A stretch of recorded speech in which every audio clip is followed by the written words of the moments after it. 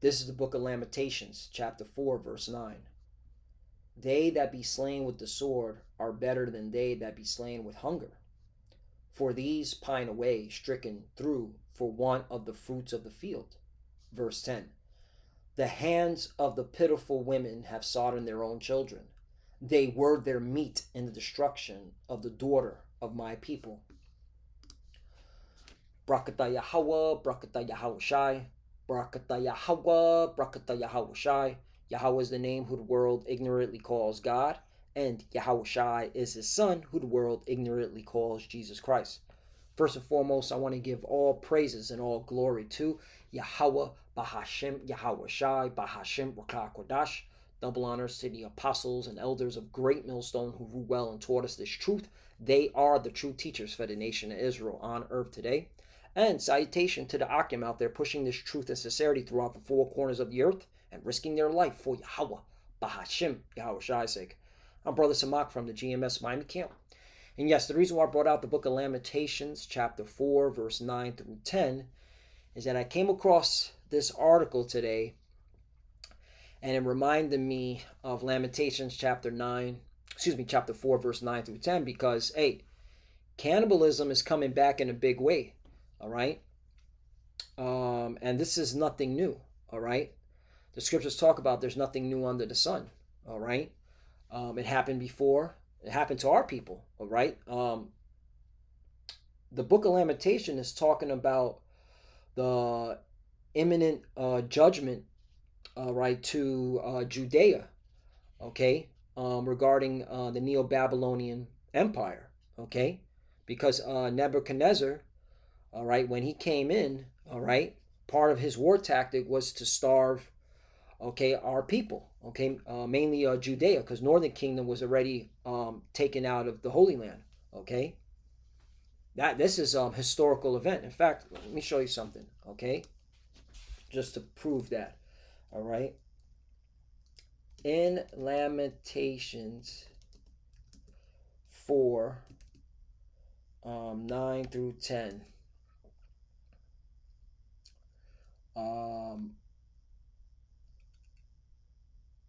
did the king of Babylon, Nebuchadnezzar.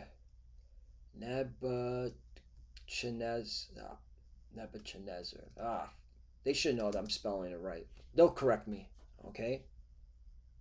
Do this.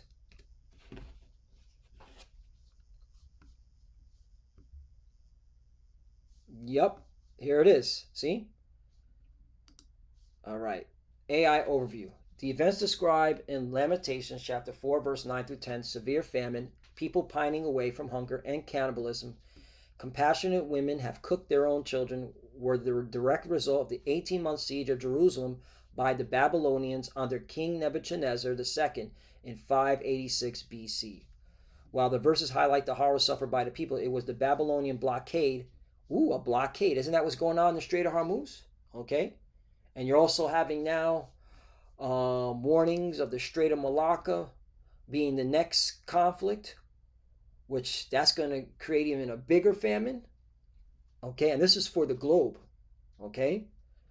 And famine, whenever there's a famine, all right, it always results into what? Cannibalism. All right. Look at that. And the results of lacking resources that forced these extreme conditions according to the book of Lamentations. Okay, so here it is. The siege strategy. Nebuchadnezzar's army cut off all food supply, causing famine to kill the inhabitants slowly. Right, and that's what's happening now. Okay, all right, whether this is true or not, all right, the point is, all right, cannibalism is a byproduct of famine. All right, and famine is definitely seeping into the world. Facts. All right, and people are going crazy, yelling and screaming, all right, especially here in America, all right, because they always got to put their pain on TikTok, you know, on social media, all right, talk about how the food prices are high. Well, that's famine, okay, and cannibalism is a byproduct of famine, all right, and if you notice, war and famine are always associated with each other. War and famine are always associated with each other. All right? It says that the text describes a scenario where dying by the sword, quick death, was better than dying of hunger, slow death, as indicated in Lamentations chapter 4, verse 9. Okay? Extreme desperation. The cannibalism described in verse 10 was the ultimate result of the starvation caused by the siege, fulfilling prophecies and curses regarding the destruction of Jerusalem. Right. The curses back in Deuteronomy chapter 28. Okay? And this isn't the only time our people engaged in cannibalism. 70 AD. Okay? Let's ask that. Okay? Let's let Google AI, all right, do the fact checking now. Okay? We've been said, okay, that these events occur. We brought out lessons that these events occur. Okay? And the scripture says, once again, all right, there's nothing new under the sun. Also, scriptures say what was written aforetime was written for our learning. Okay? Did cannibalism occur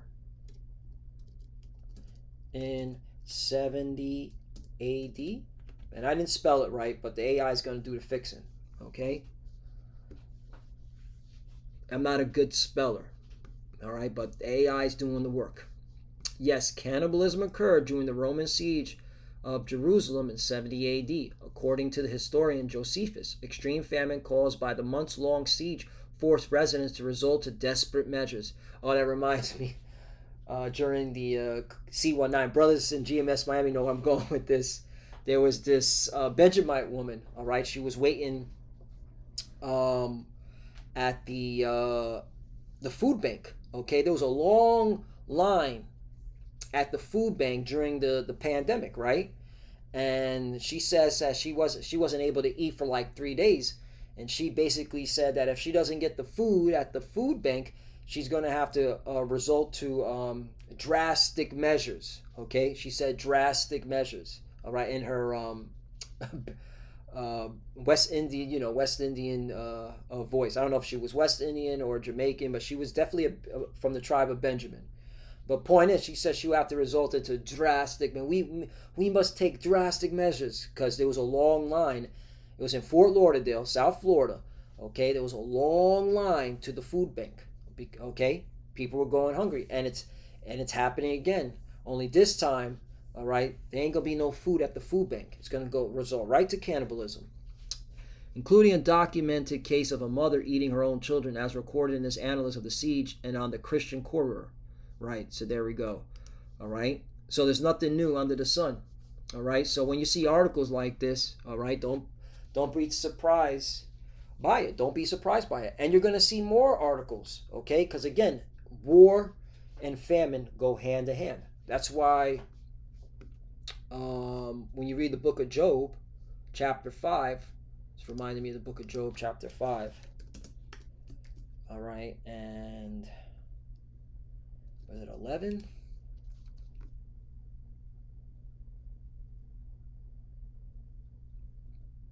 No, it's in 20. But I'm gonna read 19 because the Lord is going to protect His elect. Okay. All right. He's not going to see His elect go famished. Okay, go hungry. Job chapter 5 verse 19. He shall deliver thee in 6 trouble. Yea, in 7 there shall no evil touch thee. Right, and that's for the elect of the nation of Israel. Okay, low, willing, I'm part of it. This is why, all right, I do these lessons. I go on the highways and byways. All right, I do everything I can to please the Lord so that I am protected when there's no food in the stores. Okay, because the miracles are going to have to occur. All right, this is when the miracles come. Okay, this is when, all right, spiritual power. All right, you're gonna have certain men. All right, they're gonna have spiritual power like Yahweh Shai. All right, feeding a multitude. All right, you're gonna have animals bringing food. Okay, all right, food just appearing out of nowhere. Okay, like have you ever watched the movie? I love that movie. Peter Pan with Robin Williams. It's not called Peter Pan. It's called Hook, but Robin Williams plays Peter Pan. There's a scene where you have Peter Pan's, Robin Williams' character playing Peter Pan. He's trying to remember who he is, and that's a spiritual movie because, hey, we're remembering who we are, right? And he's trying to remember who he is, and he's gone through all this, this straight up like grueling training to try, by the Lost Boys, and now it's time for supper, and he's looking at the table, and he can't see the food, and all the Lost Boys, they're all like, eating the food, and he's just looking at them eating empty, nothing there, It's a good movie. Watch it. That movie. I fucks with that movie. But the point is that eventually, he believes, and the food appears out of thin air. That's a miracle, man. All right. So yeah, it's called Hook. It was Robin Williams, Julia Roberts, and Dustin Hoffman. He plays Hook. All right. It's a good movie, man. I recommend to watch it. It's got a good score too. I like the score, the music in that film. Anyway, point is that the Lord is going to protect his elect. Verse 20, in the famine he shall redeem thee from death, and in the war from the power of the sword. You see that? So you notice how famine and war go hand in hand, all right? And when these times, and you clearly see that we're in these times, the Lord is going to redeem his elect from the war and from the famine, okay? And that you have to believe. Do you believe? All right? Only believe, okay? So yeah, I didn't want to make this too long. 2nd Esdras chapter 6 verse 18, the beginning of sorrows and great mournings, the beginning of famine and great death, right? And cannibalism is associated with famine. That's the byproduct of famine. The beginning of wars, and the power shall stand in fear. The beginning of evils. What shall I do when these evils shall come? Right? Because Esdras saw the end times, okay? And he was terrified. He even said, and he was a man of the Lord, what shall I do when these evils shall come? Right? And this proves reincarnation, which you wacky-tacky plantation Christians can never get, and you'll never get, okay? I also want to bring out this scripture, all right, because you jakes, you wicked jakes here in America, Babylon the Great, okay, you're going to partake in famine and cannibalism, straight up, okay? The Lord's going to starve y'all, all right? Especially those that have children that have been popping out babies from all these different men, right? You got women that have 5-6 children from like 5-6 different men, okay? You're going to be the main ones starving and eating your own children, okay? All right? You got men that are out there just popping babies, left and right, not giving a damn about the Lord, not considering the times that we're in. All right, you're going to be eating your children, okay? And this is all part of the Lord's judgment. What happened before is going to happen again, okay? All right, what happened in the siege of the Neo-Babylonian Empire, okay, is going to happen again. What happened in the Roman 70 AD, the siege, is going to happen again. There's nothing new under the sun. What was written aforetime was written for our learning. Jeremiah chapter 19, I'll start at 6. Therefore, behold, the days come, saith the Lord, that this place shall no more be called Tophet, nor the valley of the son of Hinnom, but the valley of slaughter, right? And this represents America, okay? This is what you call a dual scripture. Not only was it talking about the Neo-Babylonian time period, but it's also talking about America, Babylon the Great, okay? 7, and I will make void the counsel of Judah and Jerusalem in this place, and I will cause them to fall by the sword before their enemies, and by the hands of them that seek their lives. Right. You're going to, just like before, is going to happen again. ICE is going to, turn up. ICE is literally the military for Donald Trump, okay, because ICE falls on the executive branch. Okay, you also have the National Guard, which can be, which Donald Trump has already put in an executive order to have what's known as a QRF. So they fall under Donald Trump, okay? Quick reaction force, strictly for civil unrest, civil disobedience. And that's coming because people are going to be fighting because there's lack of bread. And their carcasses will I give to be meat for the fowls of the heaven and the beasts of the earth. 8, and I will make this city desolate and a hissing, and every one that passeth thereby shall be astonished and hiss because of all the plagues thereof. Right. And this is coming, man. 9. And I will cause them to eat the flesh of their sons and the flesh of their daughters, and they shall eat every one of the flesh of his friend in the siege and straightness wherewith their enemies and they that seek their lives shall straighten right. Once again, all right, this happened in the Neo-Babylonian time under King Nebuchadnezzar II.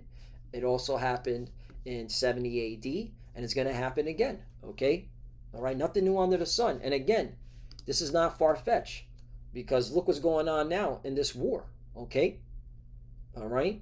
And that's why I brought out Lamentations chapter 4, verse 9 through 10, all right? Because this is nothing new, all right? Anytime there's war, there's always famine. Famine and war are associated with each other, okay? And that Strait of Hormuz is the beginning of famine, all right? And watch the Strait of Malacca, because that's the next situation, which is going to increase the famine on a global scale, especially here in America, all right? And then you got Panama Canal, all right?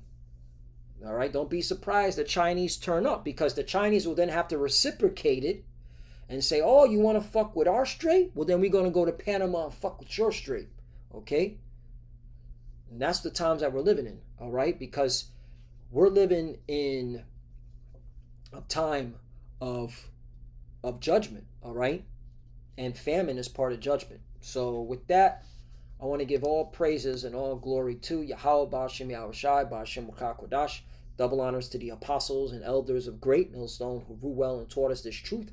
They are the true teachers for the nation of Israel on earth today. And salutation to the Akim out there pushing this truth and sincerity throughout the four corners of the earth and risking their life for Yahweh Ba'ashem Yahushai's sake. Love you, brothers. Keep enduring, keep the faith, keep pushing, keep fighting, keep studying. Pray without ceasing. Pray for each other. Pray for the apostles and elders. We're almost out of here. To the fuses that are watching, keep studying. And when you pray, pray at your head cover. Shalom.